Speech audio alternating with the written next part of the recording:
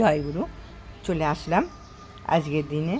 আজকে হচ্ছে 23তম শ্রাবণ পরিক্রমার মাতৃ সম্মেলন। আজকে আছে ক্যানেল পাড়েতে আছে আজকে একটা মায়ের জন্মদিন, গুরু ভাই দাদাদের বাড়ির তার বোনের জন্মদিন আজকে। তা ওই জন্য ওখানে মাতৃ সম্মেলন করতে বলেছে। সঙ্গে থাকো, আশা করি ভালোই লাগবে। এই দেখো চলে এসেছি। এটা হচ্ছে জায়গাটা হচ্ছে ক্যানেল পাড়। ক্যানেল পাড়ে আমাদের গুরু ভাই তার বোন বিয়ে হয়ে গেছে, তার আজকে শুভ জন্মদিন। সেই জন্য সে বলেছিল মাতৃ সম্মেলন করতে যেতে। সেই জন্য আমরা এখানে মাতৃ সম্মেলন করতে এসেছি। সব গুছানো সুন্দর করে গুছিয়ে রেখেছে। আমি একটু সঙ্গে সঙ্গে এসে ছবিটা তুলে নিলাম। একটু আমি বললাম ছবিটা একটু তুলে নিই। প্রথমে এসে হাজির হয়ে গেছে, সেটা ছবিটা তুলে নিই। সঙ্গে থাকে এখনই মাতৃ সম্মেলন শুরু হবে। আমরা এখানে বলতে আর একটা ওইদিকে দেখানো হলো, দেখে দুটো কার্তিক ঠাকুর। কার্তিক খেলেছিল যেটা কার্তিক। আমরা সব গোছ গাছ করে বসে পড়েছি। যে সবাই বসে আছে, ওই যে বোনটা বসে আছে, আমরা সব চলে এসেছি। দেখতে পাচ্ছ আমার সে দিদিভাই হারমোনিয়ামের সঙ্গে বসে পড়েছে। আমি দেখিয়ে দিলাম আমাকে একটু।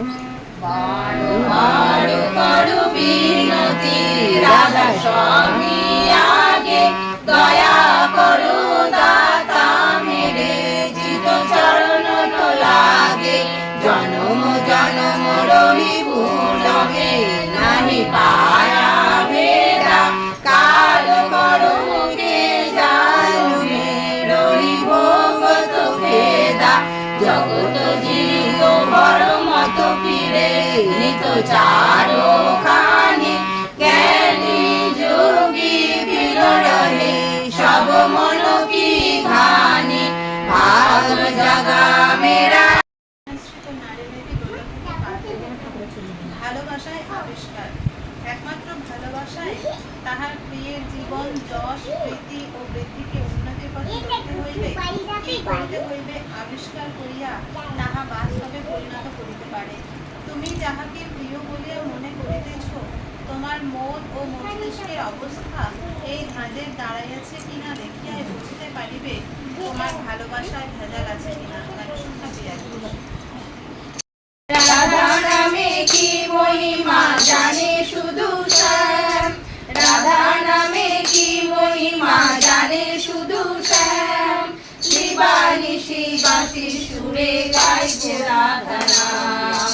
ও গুরু ভাই দেও ঘরে যাই দয়াল ঠাকুর নাম, প্রেমানন্দে বাহু তুলে গাইব রাধা নাম। ও গুরু ভাই দেও ঘরে যাই দয়াল ঠাকুর নাম, প্রেমানন্দে বাহু তুলে গাইব রাধা নাম। দয়াল ঠাকুর এনেছে নাম জীবের কারণ, রাধা নামে নিয়ে ধন্য হয় জীবন।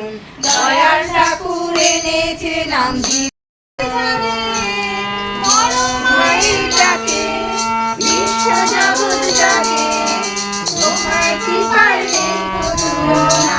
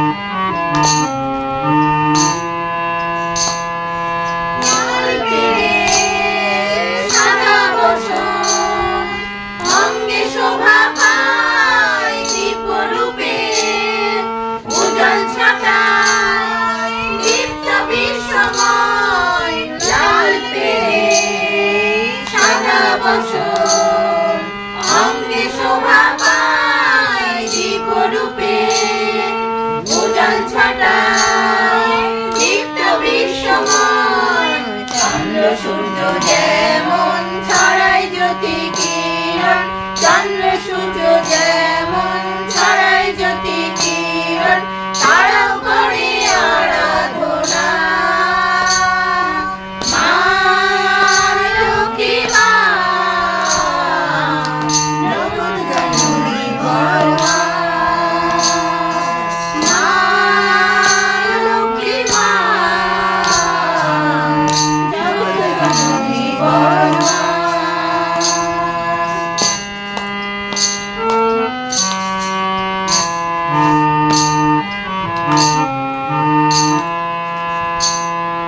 বিশ্বজুড়ে সবার প্রাণে তোমার অধিষ্ঠান, হতাশ মনে জাগাও আশা, করো যাতনার অবসান।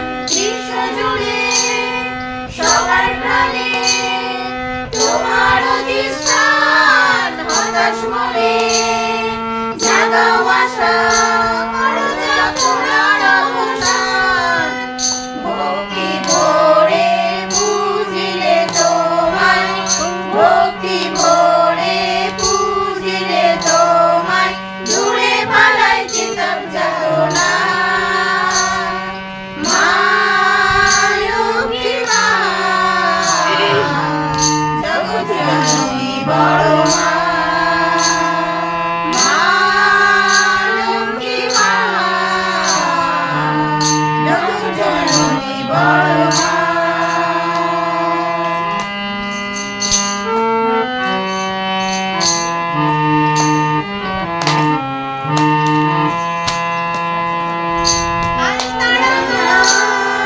চরণ তলে ঠাই দিও গো মা, রন্ধে রন্ধে ভরিয়ে দিও জ্ঞানের চেতনা। আইতারাঙা চরণ তলে ঠাই দিও গো মা, রন্ধে রন্ধে ভরিয়ে দিও জ্ঞানের চেতনা। অভয় চরণ পেলে মোক্ষ লাভ মেলে, অভয় চরণ পেলে মোক্ষ লাভ মেলে, এইটুকু চাই আর কিছু চাই না। মা লক্ষ্মী মা, জগৎ জননী বড় মা। মা লক্ষ্মী মা, জগৎ জননী বড় মা। আমার বড় মায়ের ডাকে বিশ্ব জগৎ জাগে, বড় মায়ের ডাকে বিশ্ব জগৎ জাগে, তোমার কৃপার নেই কো তুলনা। মা লক্ষ্মী মা, জগৎ জননী বড় মা। মা লক্ষ্মী মা, জগৎ জননী বড় মা। মোরে তোমায় গোয়ার সাধনাতে কান্দো না, না না না, মোরে তোমায় গোয়ার সাধনাতে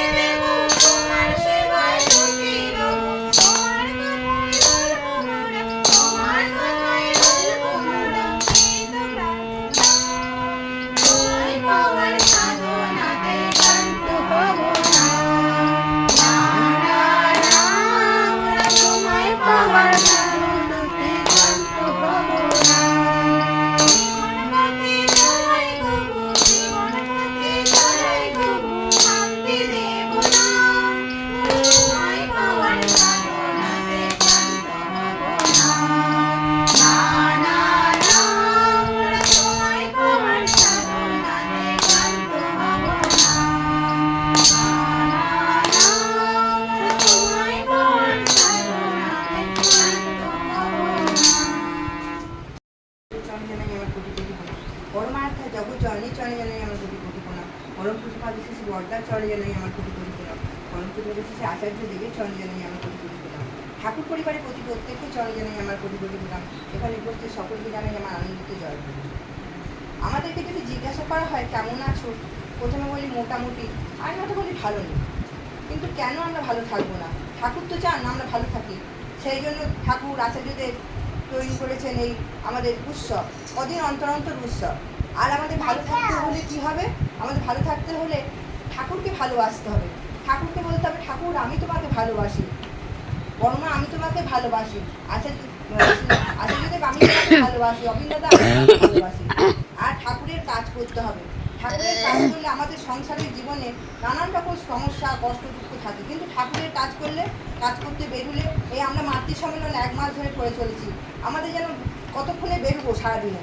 বাড়িতেও কাজ তো আছে, কিন্তু সেই কাজে কোনো কষ্ট কোনো ক্লান্তি নেই, তাড়াতাড়ি করে আমরা বেরিয়ে পড়ছি। এই হচ্ছে ঠাকুরের কাজ। একদিন একটা আচার্যদেব এক দাদা আচার্যদেবের কাছে এসেছেন, আস্তে আস্তে তার ফোনটা হারিয়ে গেছে। তখন সেই দাদাটি মনে মনে ভাবলেন যে আচার্যদেবের কাছে গিয়ে নিবেদন করবে। তারপরে হঠাৎ মনে করলো যে না, আমি তো বলবো না ঠাকুরের কাছে, ঠাকুরকে বলবো, ঠাকুর আমার যদি ফোনটা হারিয়ে গিয়ে ভালো হয়ে থাকে তাহলে তাই হোক, আর যদি পেলে ভালো হয় তাই হবে। তার যথারীতি ভাবার কিছুক্ষণ পরে যে ফোনটা পেয়েছিল সে ফোন করে বলছে যে আমার ফোনটা এখানে আছে, আপনি নিয়ে যান। এই রকমই ঠাকুরের উপর ভরসা করতে হবে। আমার চলার পথে যা হবে আমি জানবো ঠাকুর আমার ভালোর জন্যই করছে, এটাই জেনে নিতে হবে। ঠাকুর আমাদের ঠাকুরের সন্তান, বরং পিতার সন্তান আমরা। আমাদের কোনো কিছু কারণে কোনো কিছু খারাপ হোক তিনি নিশ্চয়ই চাইবেন না, তার আগে থেকে তিনি আমাদের সেখান থেকে সাবধান করে দেবেন।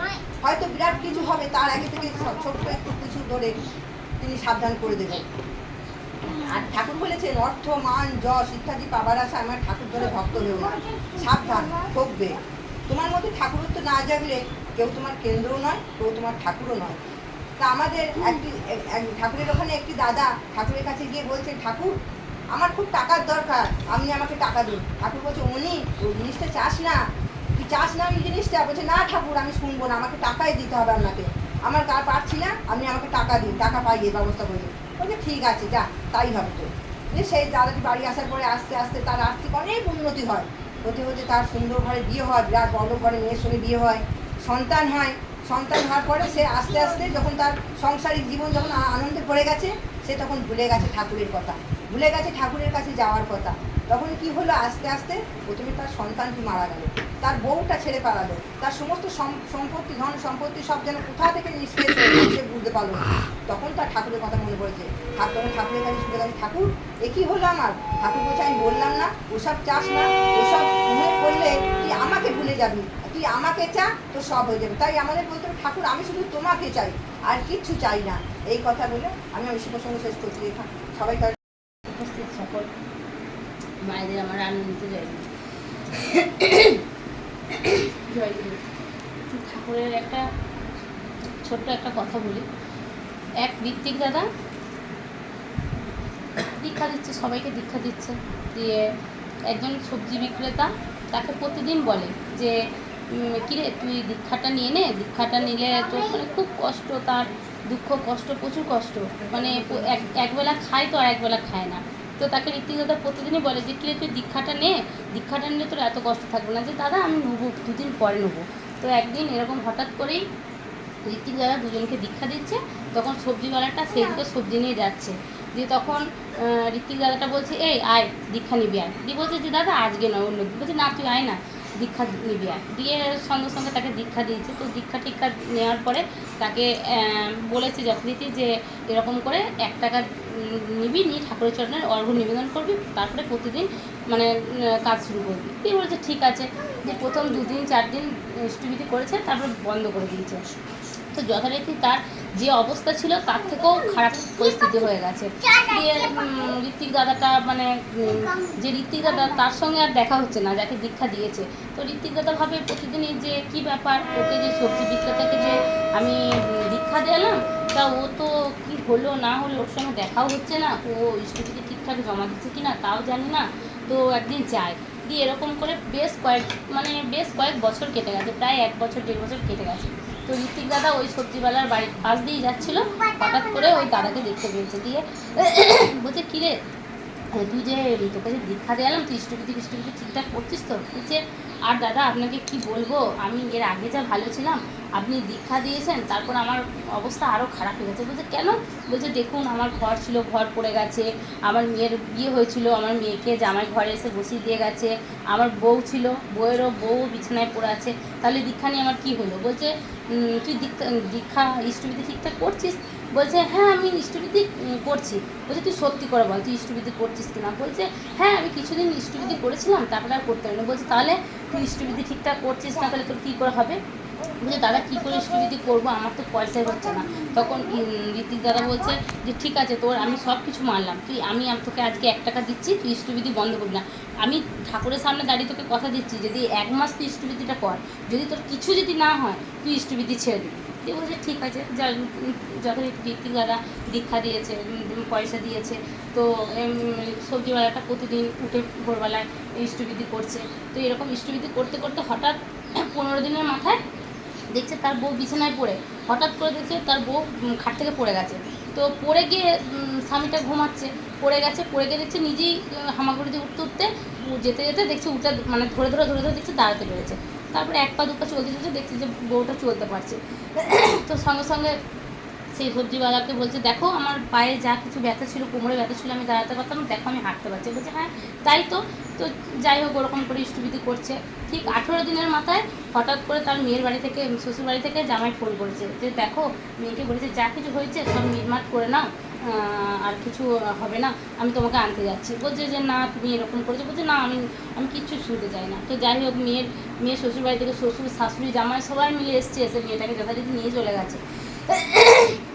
হঠাৎ করে সবজিওয়ালার এরকম করে আস্তে আস্তে বেশ ভালো একটা উন্নতি হয়েছে, কিন্তু মাটির যে বাড়িটা ছিল সে বাড়িটা ওই রকমই ছোটো রয়েছে। এবার আস্তে আস্তে হঠাৎ সবজিওয়ালাটা একদিন হঠাৎ করে বলছে যে এই পাশ দিয়ে যাচ্ছি, তো দেখি একটা লটারি টিকিট কাটি, আজকে পয়সা ভালো ইনকাম হয়েছে দেখি। তো একটা লটারি টিকিট কেটেছে, যথারীতি লটারি টিকিটে 1 কোটি টাকা পড়ে গেছে। বলছে বাহ আমার তো সব দিক দিয়ে সুন্দর হলো, তো সেরকম একটা ভালো বাড়িও করেছে।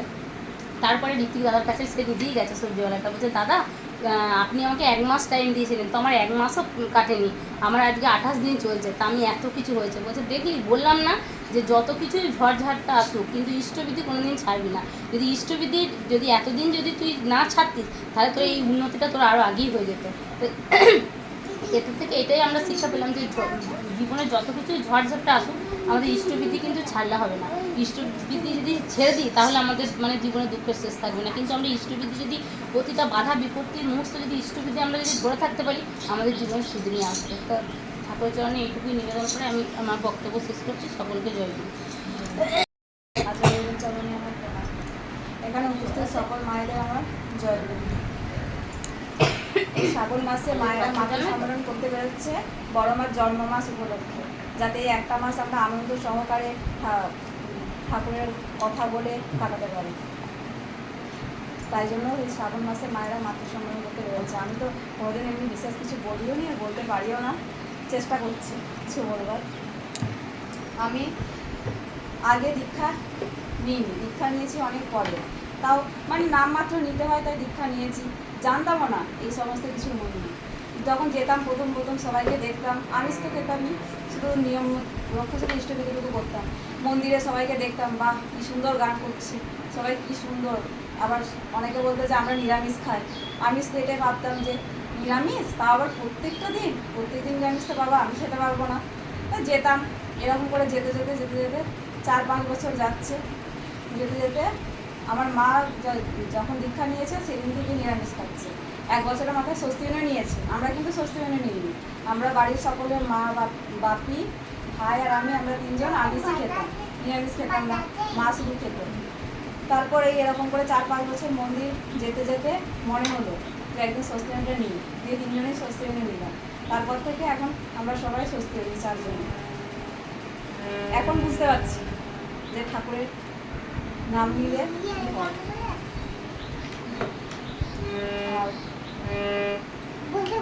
আর এই মাতৃ সম্মেলনে সব মায়েরা বেরোচ্ছেন, 1 মাস আনন্দ করে কাটাচ্ছেন।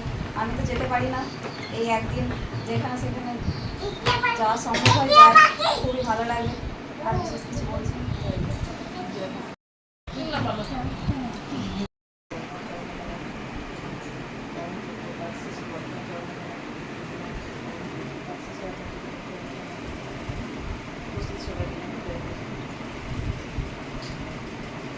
শ্রাবণ পরিক্রমা, শ্রাবণ মাস, আর আজকে বিশেষ দিন, সাথে জন্মদিন উপলক্ষে আজকের এই মাতৃ সম্মেলন।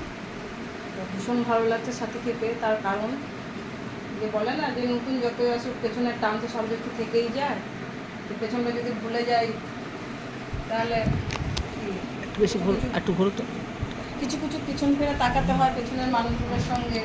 হয়তো সে খুব ভালো আছে, আলাদা একটা পরিবেশের মধ্যে আছে, কিন্তু ফিরে আসা অতীতটা মাঝে মধ্যে যখন আমরা সামনে আসে তখন নিজেদের খুবই ভালো লাগে।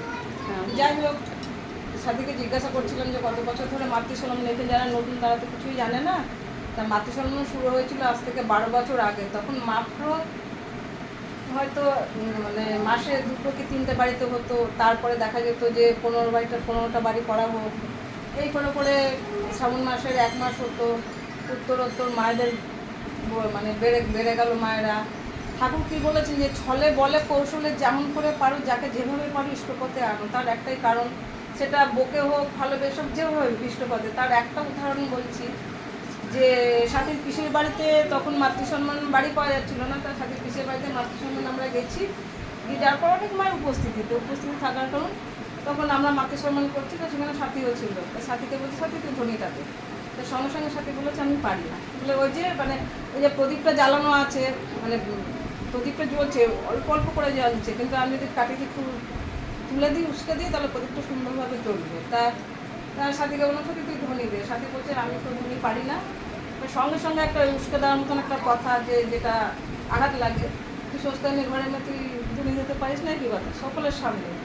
জানি না এই যে ভালো লেগেছে খারাপ লেগেছে জানি না, কিন্তু সেটা বলার পর থেকেই তারপরে দেখেছি সাথীর মধ্যে একটা অবাধ পরিবর্তন। সেটা গানের দিক থেকে, বক্তব্যের দিক থেকে, একদম মানে সব দিক থেকে পরিপূর্ণ একটা অ্যাক্টিভ নারী যেভাবে গঠিত হয় সেইভাবে 1 বছরও লাগেনি যে পরিপূর্ণ নারী। মানে সেই মেয়েটাই বাপের বাড়ি থেকে যে তাকে শ্বশুর বাড়ি থেকে মাতৃসম্মান করতে যে তার কোনো রকম অসুবিধা হয় না, সেটা এখন যখন বুঝতে পারি বা দেখতে পারি যে ওখানকার যে পরিবেশে গেছে সবাইকে কীভাবে নিয়েছে, তখনই মনে হয় যে এই সেই মেয়েটা, যে মেয়েটাকে উস্কে দিয়ে বলা হয়েছিল যে সস্তানি পরিবার একটু ধরে নিতে পারিস না, মানে একদম মানে কি বলবো আইবুড়োকালের এই যে ছোটো ছোটো ঘটনা। তাই আমাদের প্রত্যেকের মধ্যে একটা চেতনা যেতে হবে যে আমি খারাপ হই, আমার কোনো দরকার নেই, আমাকে ভালো হয়। কিন্তু যাকে যেভাবে বলে, যে খারাপভাবে বলে ভালো হবে, আমাকে যাই করুক, তারা তো ইষ্টর পথেই চলছে, ইষ্ট কাজই করছে, উত্তরোত্তর বর্ধিত হোক। এটা আমাদের মূল লক্ষ্য। যে বলে না তুমি যেমন প্রকৃত হবে, প্রকৃতি তোমার উপাধি তেমন তুমি নিশ্চয়ই দেবে। এটা কিন্তু মানুষের তরফ থেকে না, এটা ঈশ্বরের তরফ থেকেই। তিনি যখন যা সময় দেওয়ার তিনি তখন তাই দেবেন। আর আমাদের কি একটাই কাজ, যে আমাদের এই ইষ্টপথে চলা। তাছাড়া ইষ্টকে বাদ দিয়ে আমাদের চলার একমাত্র কোনো পথ নেই, বেঁচে থাকার একমাত্র অবলম্বন। এখানে আমরা সবাই সৎসঙ্গে, সবাই পুরনো দীক্ষিত, নতুন করে বলার কিছু নেই। একটাই কামনা, প্রত্যেকের ইষ্টচ্ছল জীবনযাপন হোক, সাথীর ইষ্টচ্ছল জীবনযাপন হোক, সকলে ভালো থাকুক, সকলের কাছে মঙ্গল কামনা করে রাখছি।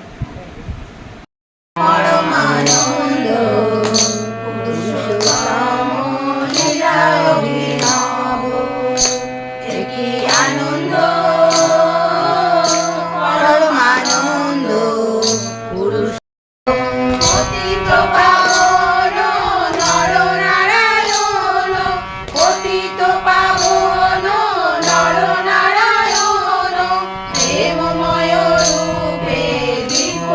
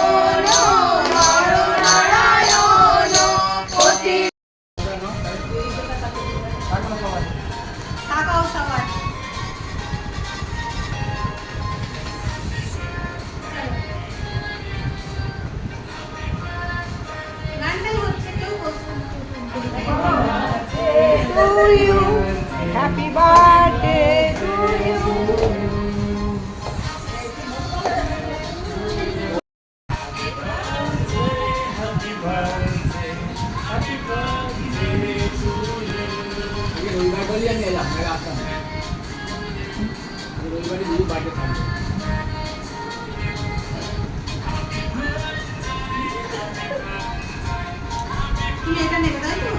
হাত দিয়ে এটা নিয়ে হাত দিয়ে করতে না, এটা উপরে ধরে এই উপরেটা তুমি নেবে বলছিলে, নিয়ে নাও।